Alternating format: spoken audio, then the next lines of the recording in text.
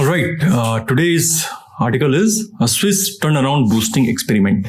Actually, it is against voting कि आप vote करते हो तो बेकार चीज है. नॉर्मली हम कहते हैं कि वोट करना चाहिए. एनीवे एक पर्सपेक्टिव है. Let's see. Within the economics departments at certain universities there is a famous but probably apocryphal यार यहीं देख लेते हैं. इट मीन्स फिक्टिशियस मतलब फिक्शन है, ट्रू स्टोरी नहीं है.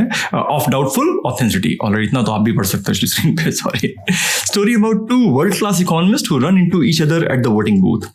What are you doing here? One asks. My wife made me come. अच्छा, इकोनॉमिस्ट को भी वाइफ ही भेज रही है. The other says. The first economist gives a confirming not. The same.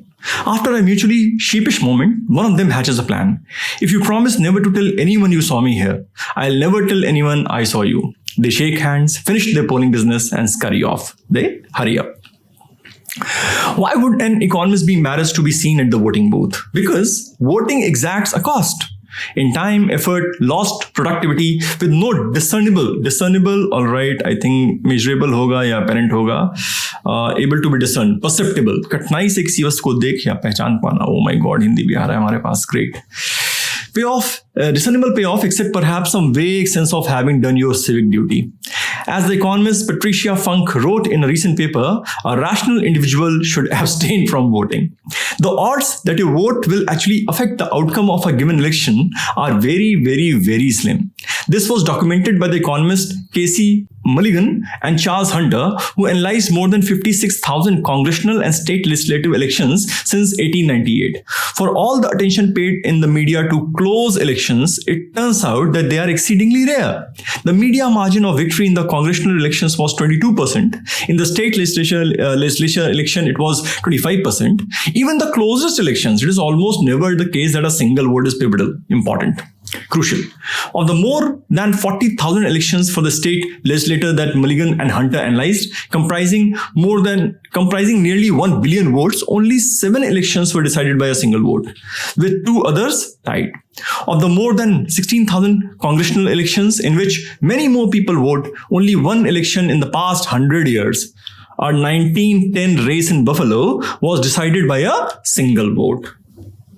जाना चाहिए. But there's a more important point. The closer an election is, the more likely that its outcome will be taken out of the voters' hands. ये भी है. ये closure ऐसा नहीं आपका मेरा वोट फर्क कर रहा है, वो हमारे हाथ की बात है ही नहीं. Most vividly, very clearly exemplified, of course, by the 2000 presidential race. It is true that the outcome of that election came down to a handful of voters, but their names were Kennedy, O'Connor, Rehnquist, Scalia, and Thomas. And it was only the votes they cast while wearing their robes that mattered, not the ones they may have cast in their home precincts. Precincts, I think surroundings हो जाएगा. Let me check. Yes, area, bounds. Still, people do continue to vote in the millions. Why? Here are 3 possibilities. क्या भाई?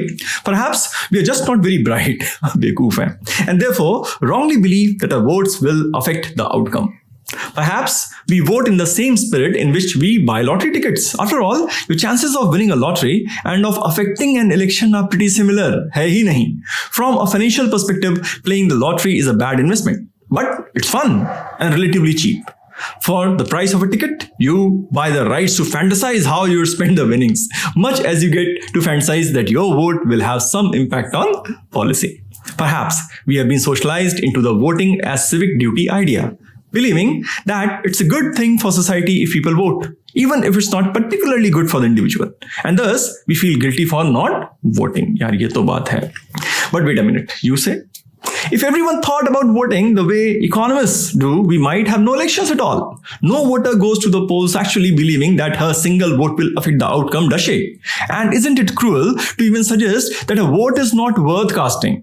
This is indeed a slippery slope. The seemingly meaningless behavior of an individual, which in aggregate becomes quite meaningful. Here's a similar example in reverse. Imagine that you and your 8-year-old daughter are taking a walk through a botanical garden when she suddenly pulls a bright blossom off a tree. You shouldn't do that. You find yourself saying, "Why not?" she asks. Well, you reason, because if everyone picked one, there would be any flowers left at all. Yeah, but everybody isn't picking them, she says with a look. Only me. In the old days, there were more pragmatic, more practical incentives to vote. Political parties regularly paid voters $5 or $10 to cast the proper ballot. Sometimes payment came in the form of a keg of whiskey, kya baat hai, a barrel of flour, or in the case of an 1890 New Hampshire congressional race, a live pig. Le ja bhai. Now, as then, many people worry about low voter turnout. Only slightly more than half of eligible voters participated in the last presidential election. But it might be worthwhile to stand this problem on its head and instead ask a different question. Considering that an individual's vote almost never matters, why do so many people bother to vote at all? आते ही क्यों हैं यार vote देने? The answer may lie in Switzerland. चलते हैं. That's where Patricia Funk discovered a wonderful natural experiment that allowed her to take an acute measure of voter behavior. The Swiss love to vote on parliamentary elections, on plebiscites, on whatever may arise. But voter participation had begun to slip over the years. Maybe they stopped handing out live pigs there too. So a new option was introduced, the mail-in ballot. Whereas each voter in the US must register, that isn't the case in Switzerland. Every eligible Swiss citizen began to automatically receive a ballot in the mail, which could then be completed and returned by mail. एक Google form type आया, भर के भाई भेज सकते हैं आप.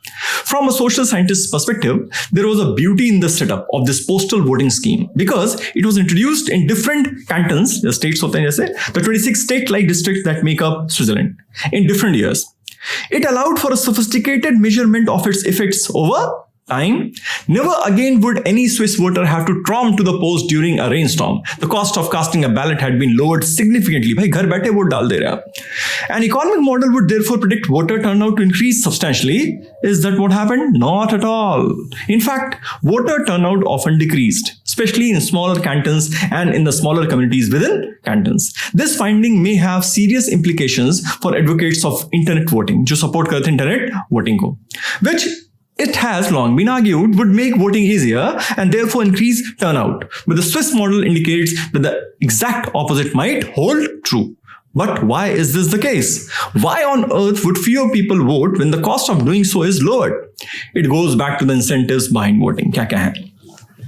If a given citizen does not stand a chance of having her vote affect the outcome, why does she bother? In Switzerland, as in the US, there exists a fairly strong social norm that a good citizen should go to the polls. Funk writes, as long as poll voting was the only option, there was an incentive or pressure to go to the polls only to be seen handing in the vote. The motivation could be hope for social esteem, benefits from being perceived as a cooperator, or just the avoidance of informal sanctions.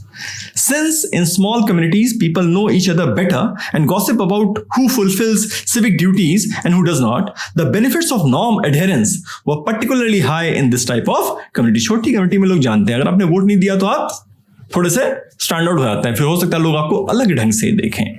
In other words, we do vote out of self-interest, a conclusion that will satisfy economists, but not necessarily the same self-interest as indicated by our actual ballot choice. For all the talk of how people vote their pocketbooks, the Swiss study suggests that we may be driven to vote less by financial incentive than a social one. It may be that the most valuable payoff of voting is simply being seen at the polling place by your friends or co-workers जो हमसे पे खींचते हैं, unless of course you happen to be an economist. Economist के लिए cost है, वो नहीं जाते वहाँ पे. क्या बात है यार. वैसे सच तो यही है, हम दिखना चाहते हैं rather than thinking about कि हमारे वोट देने से सरकार इतनी बनती है. Nice one.